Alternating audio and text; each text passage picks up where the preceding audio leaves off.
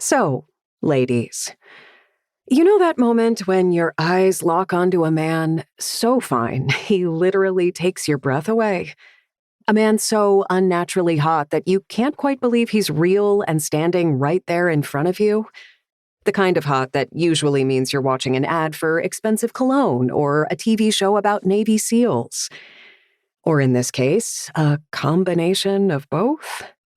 I'm talking smoldering eyes, luscious lips, shoulders broad enough to carry the world, and a look on his face that says no matter how feral he makes you feel, he feels it even harder. The kind of man who can make you squirm with just his voice. The kind of man who you know will give you the best sex of your entire life and will respect and protect you, as well as the living daylights out of you. A man who can turn pain into pleasure, pleasure into ecstasy, and ecstasy into an everyday event. So, imagine that man walks into your life. You'd be stupid not to hold on tight and go along for the ride, right?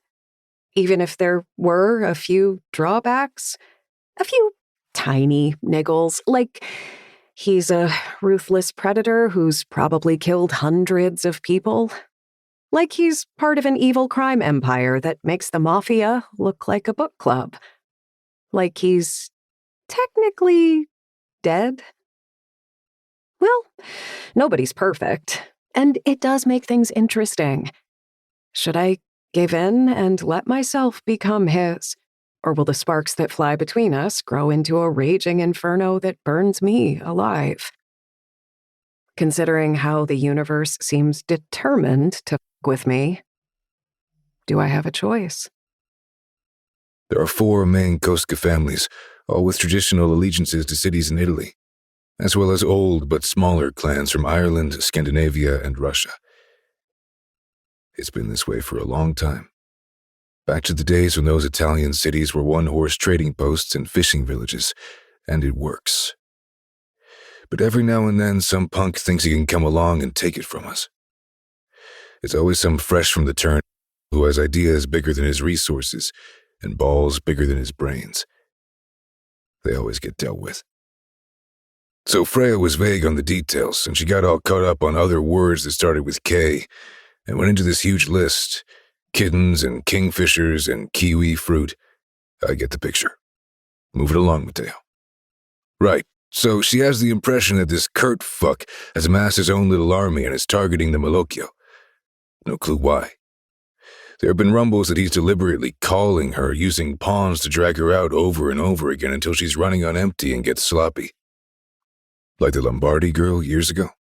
Yeah, except back then nobody really knew who was behind it or why they did it. Anna Lombardi was her family's seer, and it did not end well for her. She was torn limb from limb while still alive, and her body parts were dumped on the grounds of her parents' mansion, apart from her head. That was thrown through their kitchen window, eyelids cut off and lips sewn shut. It caused a lot of trouble. The Lombardis blamed the vampires, which was totally logical, and for a while we were on the verge of all-out war.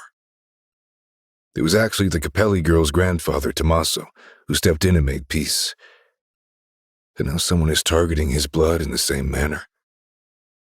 I don't like it or understand it, and I don't have a clue what Vincenzo and the Ferenzes have to do with the whole mess. This Kurt, he's definitely not one of ours. Because if he's looking to take out the Capelli seer, and Vincenzo sent me here to do the same, well, the way things are right now, I wouldn't put it past him to have some side action. Yeah, me neither. But who fucking knows? Why would he send you if he already gave the job to this Kurt? Why is he messing with the Vicissime in the first place? We all know they're unpredictable sacks of shit as well. He could be one of them that's behind this Kurt thing. Maybe. I fall silent, unsure what to do next. It should be simple. Kill her or take her back to him. I didn't stay alive this long or rise to this much power by questioning every order I was ever given. Then again, I didn't do it by being stupid either. Everything about this feels wrong, and I've learned to trust my instincts over the decades. They're screaming at me now. to keep listening to this audiobook. I've left you a link in the description so you can do it at no cost thanks to Audible's 30-day free trial.